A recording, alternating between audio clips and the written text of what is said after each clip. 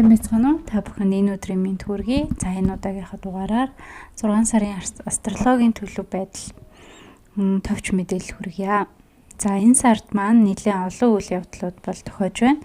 За буд гараг маань 2 удаа ордоо солиж байна. За тэгээд Аз ивэл одоо өргөчөнд хэлэлт хамгийн одоо сайн сайхан бүхний бидэнд авчирдаг бархас байд гараг маань бас ордоо солино.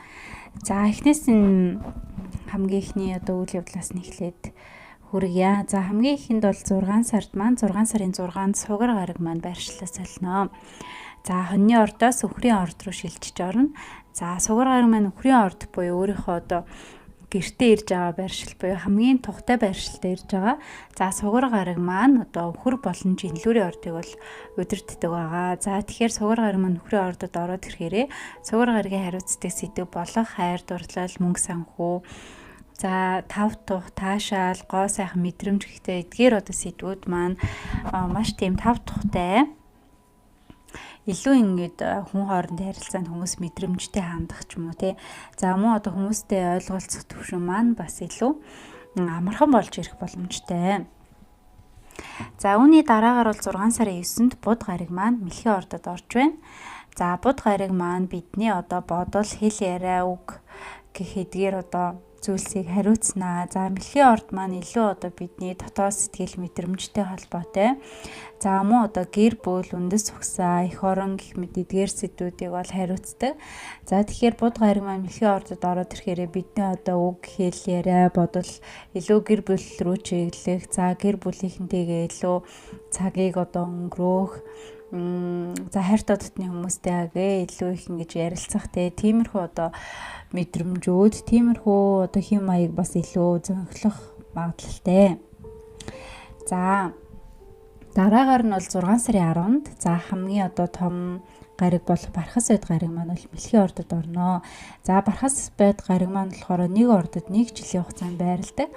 За тэгээд энэ байрлаж явах хугацаанд бол одоо өргөжин тэлэл Аз ивэл за хамгийн одоо сайн сайхан үйл явдлуудыг бол авчирдаг. За тэгэхээр бархас байд гараг маань мэлхийн ордод болохоор мэлхийн ордны нар сар мандалтай хүмүүст маань илүү их одоо ингээд сайн сайхан үйл явдлууд тохиолдох.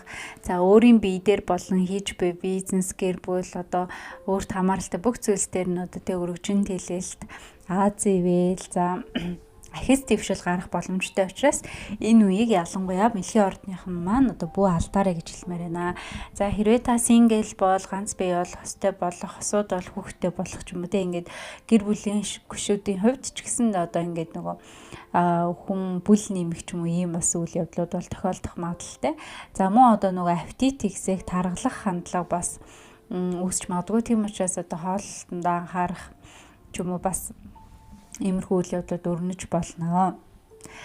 За дараа нь бол 6 сарын 11-нд тэргэл сар номын ордод гарч байна. За тэгэхээр тэргэл сар маань болохоор нар сар 2 яг 180 градус буюу эсрэгцэл одоо байршил дээрээ бол тэргэл сар гардаг. За тэгэхээр нар маань ихрийн ордод явж байгаа учраас тэргэл сар маань номын орд буюу яг одоо харалтаа нөгөө талд байдаг орд дээр нь гарч байгаа. За тэгэхээр энэ удаагийн тэргэл сар маань илүү одоо нөгөө номын ордтой холбоотой сэдвүүд болох шашин шүтлэг, философи, боловсрол, холын аялал ч юм уу те эдгээр одоо зүйлсийг илүү хөндсөн тэргэл сар гарнаа.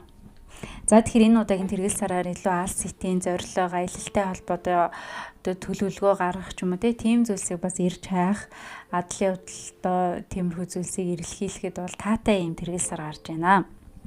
За дараа нь бол 6 сарын 17-нд ангараг гараг маань бол охины ордод орно. За ангараг гараг бол бидний одоо үйлдэл, хүсэл тэмүүлэл за тэр хэрхэн одоо тэг өөрийгөө үйлдэж бусдад илэрхийлж харуулж байна. За дотоод бас одоо тэр эрч хүч энергийг хэрхэн үйлдэл болгон одоо харуулах вэ гэдгийг илэрхийлдэг юм гараг байгаа. За тэгэхээр охины орд буюу одоо шороо махуудтай охины ордод ороод ирэхээр илүү одоо бидний үйлдэл детальчилсан, эмх цэгцтэй, төлөвлөсөн за яг ийм нөгөө дараагийнхаа ингэж маш юм эмх цэгцтэй наривчлсан явах ч юм уу илүү зарчимч болж ирэх. За илүү одоо цэгцтэй ингэж үйлдэх ч юм уу те иймэрхүү бас өнгө хаясыг илэрхийлж болно. За тэгэхээр энэ үеэр та ямар нэг одоо үйлдэл хийх, за ямар нэг одоо барилга байгууламж, ямар нэг юмыг тогтжуулах, бүтээе гэж бодож байгаа л энэ маань эмх цэгцтэй бас их системтэйгээр маш зохион байгуулалттай явагдах одоо юм боломжтой. За дараа нь бол 6 сарын 21-нд нар маань мэлхийн ордод орж байна. За тэгэхээр мэлхийн ордныхны маань бол төрсөн өдөр тохино. За тэгээд нар маань мэлхийн ордод ороод ирэхээр илүү одоо нөгөө гэр бүлээрээ хамт байх, гэр бүлээрээ аялалд явах, гэр бүлээрээ илүү их цагийг одоо өнгөрөөх. За их орондоо одоо буцаж ирэх ч юм уу те өөрийнхөө их орон нутагаас ээж хамаатан садаа энэ бүх зүйлс рүү анхаарал илүү хандан ширэх нэ. За дараа нь бол 6 сарын 25 шинэ сар мэлхийн ордод гарч байна. За шинэ сар бол нар сар хоёр хамтдаа conjunction буюу одоо юм нэгдмэл байдал дээр бас шинэ сар маань гардаг. За тэгэхээр нар маань мэлхийн ордод ороо, шинэ сар маань мэлхийн ордод бас ингээ гарах нэ. За тэгэхээр шинэ сар гараад ирэхээр одоо шинэ ажил төлөвлөх, ямар нэгэн зүйлсийг эхлүүлэхэд бол таатай байдаг. За тэгэхээр сар өсөж байгаа учраас энергийн хувьд ч гэсэн таны бие махбод илүү эрч хүчтэй байх учраас ажлынхаа хамгийн их одоо ачаалттай хэсгийг, их хэсгийг ч юм уу шинэ сар эхлэх эхний үедээ ингэж тохируулаад сар буурах үед бол илүү их амарч тайвшрах ч юм уу тэгэх юм бол илүү ингээд сарны цикл илүү таатай танд ингэ нөлөөлдөг байгаа. За хамгийн сүүлд бол 6 сарын 27-нд Буд гариг маань Арслангийн ордод буюу одоо Буд гариг маань 2 дахь удаа ордоо солих нэ.